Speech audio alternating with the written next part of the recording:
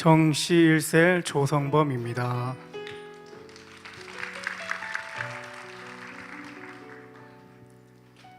저는 24년 필리핀 여름 아울리치에 다녀온 후 44기 단기 선교를 지원하였습니다.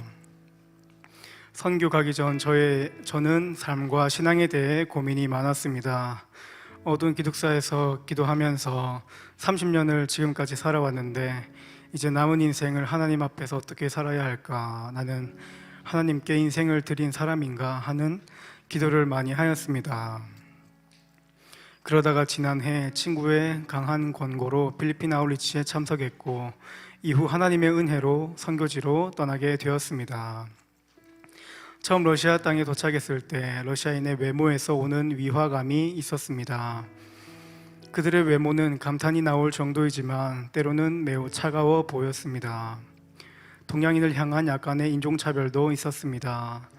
그리고 선교지 도착 후 러시아인들에 대한 교육을 받으면서 전도가 쉽지 않겠다는 생각이 들었습니다.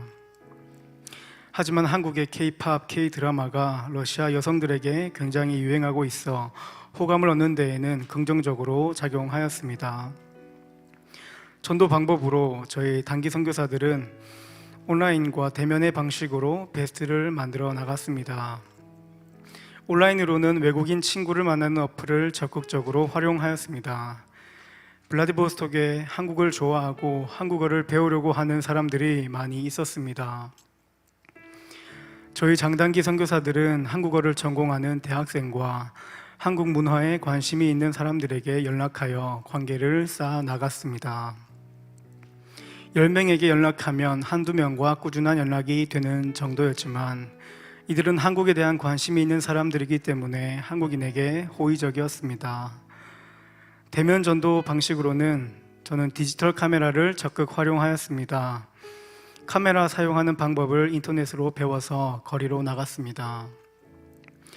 블라디보스톡은 유명한 여행지이고 저희의 주 사역지가 센트르라고 하는 해변과 인접한 중심가였는데 이는 부산의 광안리와 비슷합니다.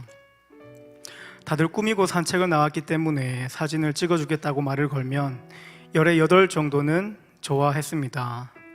사진을 찍으면서 스몰 토크를 하고 다음에 차 한잔 하자고 하며 사진을 받을 연락처를 달라고 하였습니다.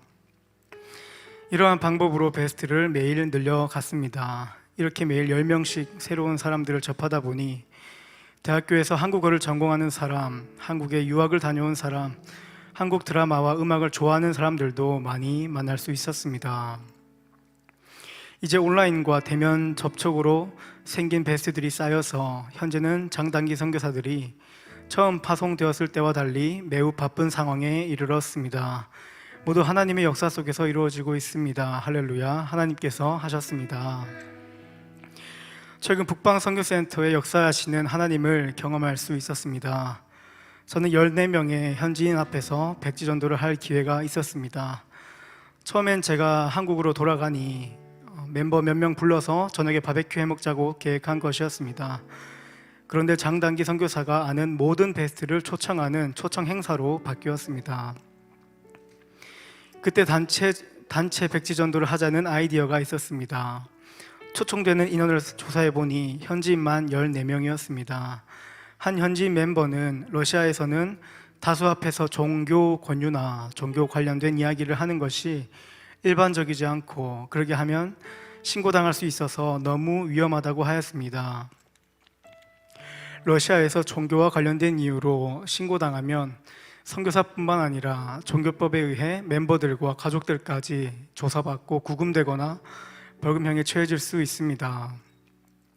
저희 장단기 선교사들은 신고가 두렵다기보다는 우리에 대해 아무것도 모르는 현지인도 오기 때문에 관계가 무너질까 봐 걱정되었습니다. 하지만 이러한 인간적인 걱정은 접어두고 모든 장단기 선교사들이 한번 해보자는 마음으로 의기투합하여 기도하며 준비하였습니다. 당일 저녁 바베큐 파티 후에 테이블 정리를 마치고 모두 모여 앉았습니다. 저는 러시아 친구들에게 선물과 그동안 받았던 많은 도움에 대한 감사를 표했습니다. 그리고 혹시나 백지전도 중에 불편함을 느낀다면 미안하지만 한국에서도 친구들에게 자주 하는 것이니 양해해달라고 하였습니다. 준비했던 메시지들과 백지전도를 다 하고 마지막으로 영접기도 할 때 하나님의 역사심을 느꼈습니다. 걱정했던 바와는 다르게 거의 모든 베스트들이 제가 잘 들리게 소리내어 영접기도를 따라하였습니다. 제가 러시아어로 영접기도문을 읽으면서도 이게 되네요, 따라하네요 하나님 하며 감격했고 감사했습니다. 반감을 가질까봐 가장 많이 걱정했던 베스트조차 백지전도 메시지가 끝나고 저에게 너무 인상 깊었다, 정말 고맙다 하며 악수를 청하며 손을 내밀었습니다. 백지전도 이후에도 우려했던 것과는 달리 2시간 정도를 함께 배구와 배드민턴, 보드게임 등을 하며 즐거운 시간을 보냈습니다.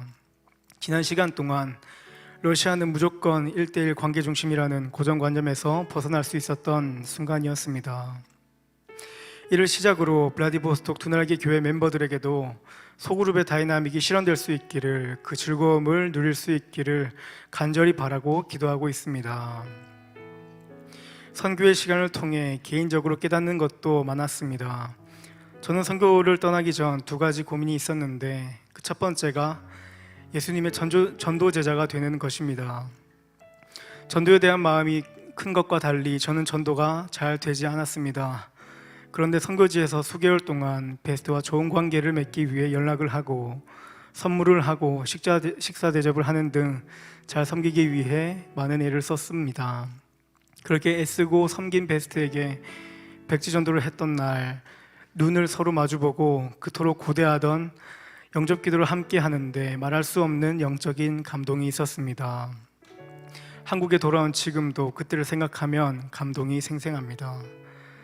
영혼을 사랑하면 복음을 말할 수밖에 없다는 것을 깨달았습니다.